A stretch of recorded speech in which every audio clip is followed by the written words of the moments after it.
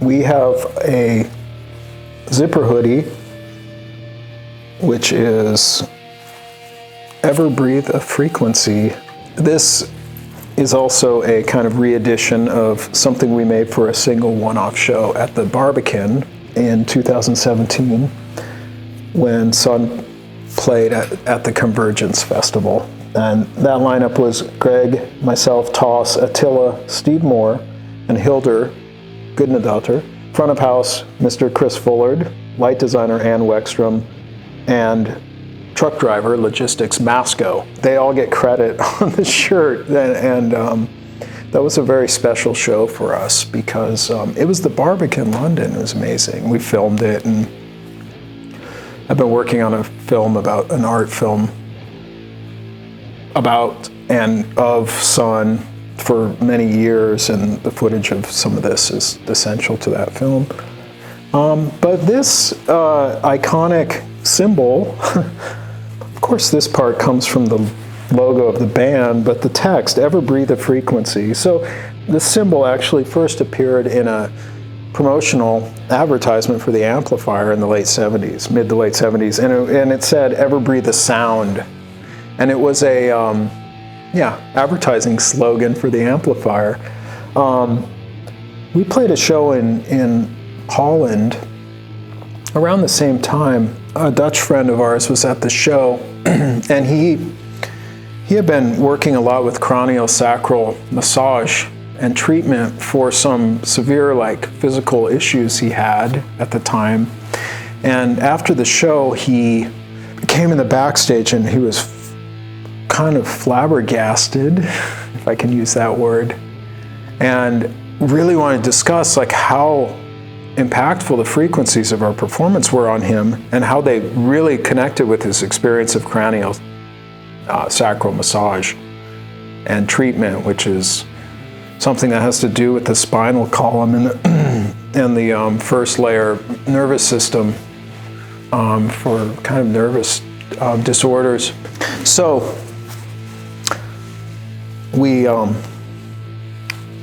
retitled the slogan based on that, and I think it really sums up a lot about the experience that's possible in one of our live concerts. Our live concerts are, of course, very physical, very memorable, very immersive, and very unique in the way that the SPL sound pressure is, it's the main character actually. And Sunn is actually, it's a group of people kind of acting as a circuit for this physicality of sound experience to emerge in the space. And when we're talking about breathing frequencies, we're talking about a really deep immersion, but it's also a kind of suggestion to let go and be immersed. This has become very popular, and I think it's timeless, and it also creates there's a question there. I mean, you don't actually breathe the frequencies, but if you think about things at a little bit more metaphysical or on a physics level, about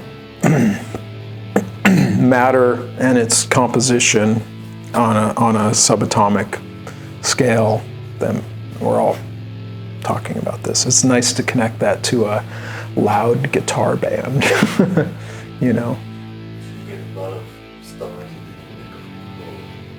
talking about their experience of it.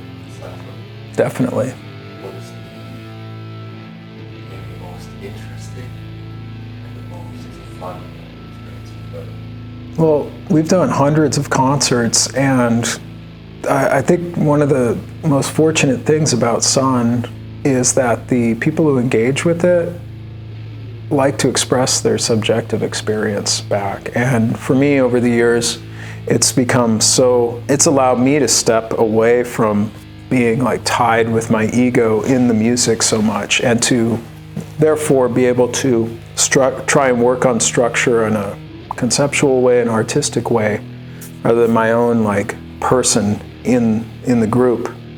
How do I look? What is my role? Who am I?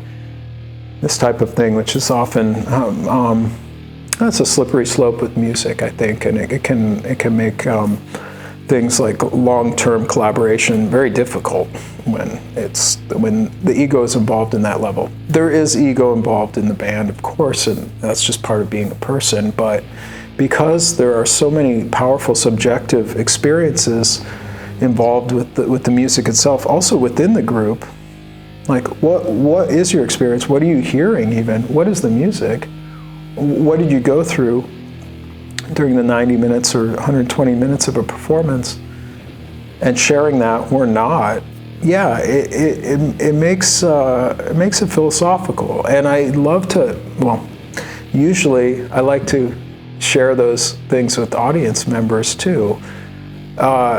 Like their experiences, I'm really blown away because it's very different than what I hear or experience, and it's not right or wrong. I mean, what we have here is we're creating a frame to suggest ideas to make form of an abstract music.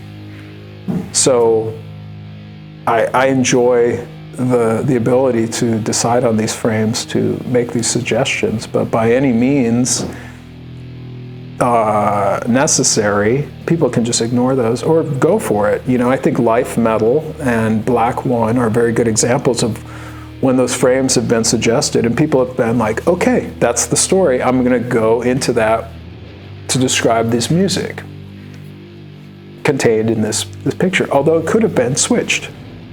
Actually, if Black One was the Life Metal music, it still would have worked in a sense that it's a frame of an abstract idea to suggest context of it. But there's been a lot of stories from the live shows. One of my favorites was in 2005, we were touring in Europe, doing a small tour in the west of Europe with Oren and Barchi, Attila, Greg, Toss, and me.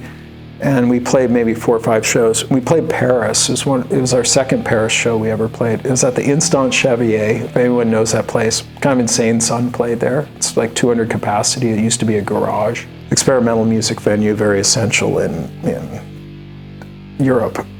And it was in the summer. It was like 45 degrees in the venue. It was insanely hot. One of the promoters named Hisham Shanli, thank you, Hisham. He was there with his partner who was pregnant, and she was very pregnant, like in the 9th month. Like we're about to go, their little child was about to emerge, and I was like, should you be here? She's like, oh yeah, this is great. I'm like, oh. And it felt a bit dangerous actually, but I guess I was thinking that maybe the birth would be induced by the bass or something. It was not, but she did give birth a few days later.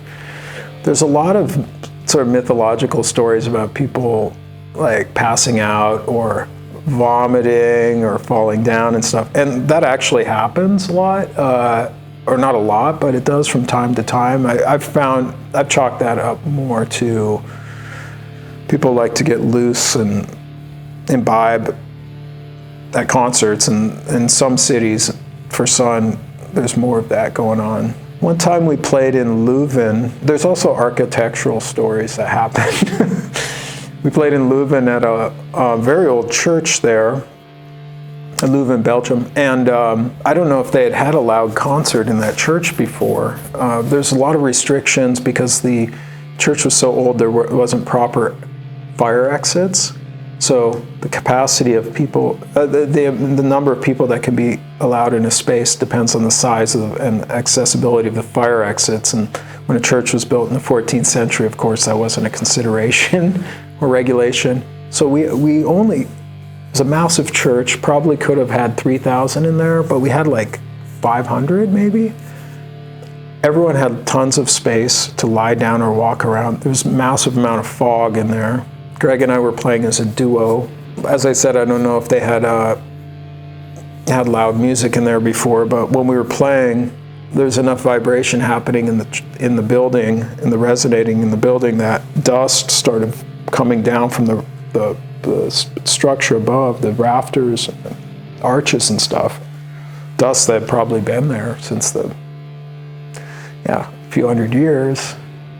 And it was a significant amount of dust. And later in the concert, I mean, we noticed it on stage. It was like coming on our instruments and our robes and the amps. It's like, wow, there's a lot of material coming down. We're doing a deep cleaning.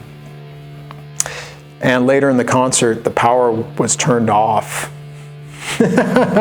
by someone whom did not reveal themselves. And this has happened a few times in our career in pretty special places like Masonic Temple in New York. This happened as well.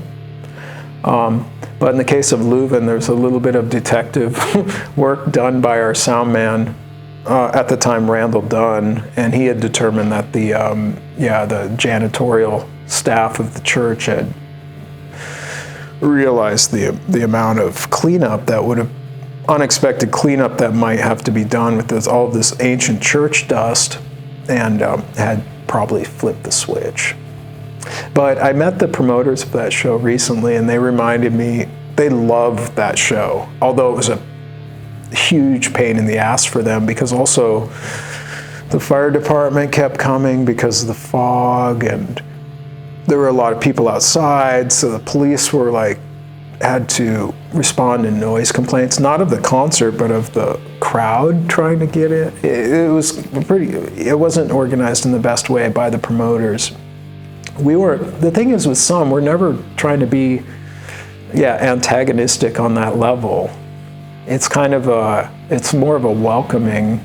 We're not trying to create like a aggressive or violent experience in that way.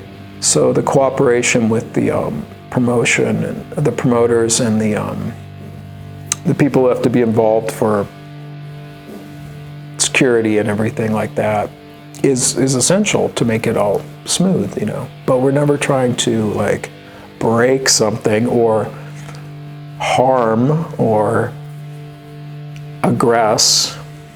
It's just the amount of energy and the scale of it can be interpreted in that way, I imagine. So all this subjectivity is quite interesting,